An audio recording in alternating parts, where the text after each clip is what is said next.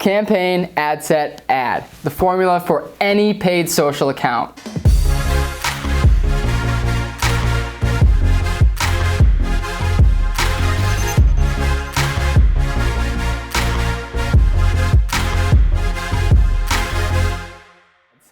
This is not one of those precursors that says, here how you manage your campaigns in 10 minutes.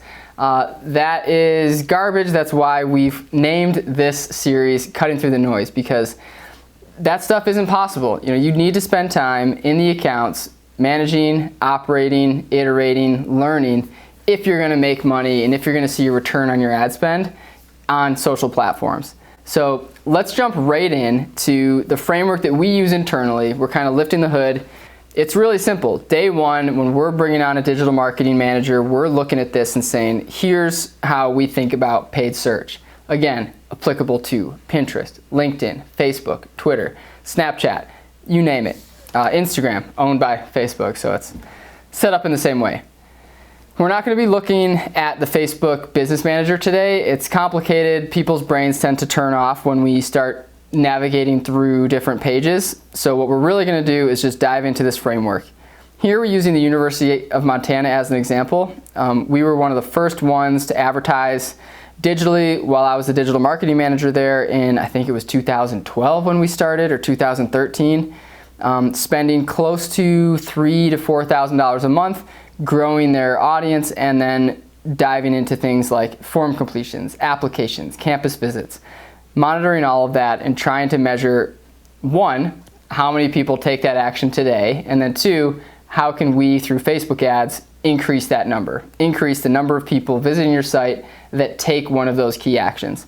So before you get to this stage, even before you open up Facebook Business Manager or Pinterest ads or Google ads, what you're going to want to do is think first about your customer persona. Simply put, customer personas are just answering the question, who is your customer? Specifically, who is the customer that you're targeting with these ads? So in higher ed, this is going to be really different depending on who you're targeting. Prospective students who are traditional. In high school, they just got done with the senior prom, they're pretty carefree, they've applied to 8 schools, and they're really undecided. Maybe they're juniors, maybe they're seniors, heck, maybe they're freshmen getting an early start. So the next step is on the other end of the spectrum. Maybe they're non-traditional. Maybe they're currently washing dishes and they're thinking, man, I got to get out of this crappy job. I'm ready for a change. I'm ready for a career change. And maybe it's transfer students. So I'm at a school now. They don't offer the program that I want. I got to transfer, but I'm really nervous that it's going to take me 6 years to finish now. Parents. What about parents? What about guidance counselors? These are all personas that you can draw up on a board. You can give them a name. Hey, this is Sandy. We've talked about that before. Back to our framework. When we think about campaign, we think about the end goal. So begin with the end in mind. We want people, in this case, let's pretend we want them to visit campus. That is our conversion. That's our goal. Side note, Pintler Group hates, we rarely measure things based on just impressions, which is one of the differentiators here. You've probably seen reports that say, oh, your website got or your Facebook ads got 1 million impressions, congratulations, and everyone celebrates. And we would ask, well, is that good? Well, how can you tell? And we answer that question using conversion tracking, which is maybe for another video. Ad sets. This is the most important step of building a campaign, of building your whole account. Because in the ad set stage, this is where you're targeting. This is where you take that customer persona that you created earlier, you put them on the desk next to your laptop, and you say, where is this person? Are they within a 10-mile radius? Are they out of state? Are they on the coast? Are they in the southeast? You get the point. What kind of music does this person like? Which might be a funny question to ask, but you can start to do things like isolate Google Analytics and see, okay, of these demographics, I want to create a Google Analytics segment and see, of the 35 to 45-year-olds that visit my higher ed website from out of state, Google, tell me what these people are interested in. Are they interested in cooking? Are they interested in outdoor rec? Facebook Insights can do the same thing. So this is where you can start to really craft a persona and match that persona with your ad set. So we've chosen 3 here. Outdoor audience. This is going to be people from the University of Montana who are out of state, who are interested in outdoor activities that Montana uniquely provides. Powder skiing, rock climbing, fly fishing. These are 3 big ones, right? Just off the top of my head, there's thousands of others. Montana's an amazing place. But these are some of the things that we might isolate and say out-of-state students let's target traditional students in high school looking at subscribe to these pages that like these activities. The next ad set is local value or in-state. So this is going to be a very different persona, not the out-of-state student that's coming into the University of Montana, but actually the local in-state, perhaps within a 10-mile radius who, hey, if they want to live at home, they can do that and save some money. So we're gonna feature probably a wider net for those folks because they definitely know about the University of Montana, and we can serve some impressions to them to maybe get them to the site and to come on campus. Third, we're looking at academic focus.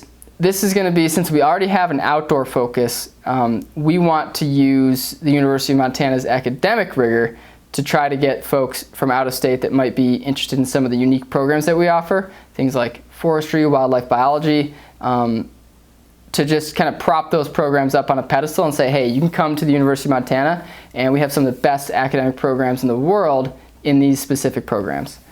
The next step is, I know I said ad sets were really important and maybe the most important. Ads are very close behind because when you get to this point in the ad creation, you're a little fatigued. You're just ready to get these campaigns out. You're ready to get the ads live and tracking and people seeing them. Slow down because this is a really key step. And we're going to go back to the outdoor audience because this is an important component of paid social campaign framework. Match your ads with your ad set targeting. Let me say that one more time. Match your ads with your ad set targeting. Outdoor audience, you're targeting people that are interested in fly fishing, powder skiing, and rock climbing.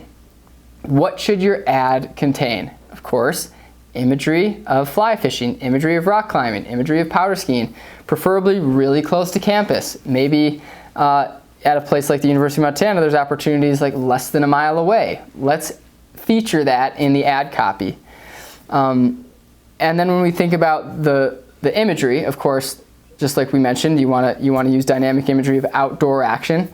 The ad copy should also match the ad targeting. So interested in fly fishing, rock climbing, and powder skiing, University of Montana has all 3 less than 5 miles from your dorm room. That could be pretty powerful for the right student, and that student is more than likely going to be in that ad set. And just one more note on the ads. You'll notice that each ad set has 2 ads. This is important because it's always nice to experiment and test. You'll hear us talk a lot about testing. It's important, again, to not worry about, okay, we need to test 50 ads and choose the one that has the 0.001% increase in click-through rate. And if your budget is not $1 million a month, sometimes that can just take a lot of time away from moving the bigger rocks, which are, maybe we should think about, instead of getting people on campus, maybe we should first think about getting people to register for a webinar. That might be a better use of time than tinkering with the background shade on a picture of a fly fishing trip. So that's a really quick overview. On the right-hand side, we have event registrations, and you can take a screenshot of this, pause the screen, and you can kind of practice. But if we were doing event registrations, I might do, hey, we're having a Seattle alumni event. Obviously, we're going to target Seattle alumni.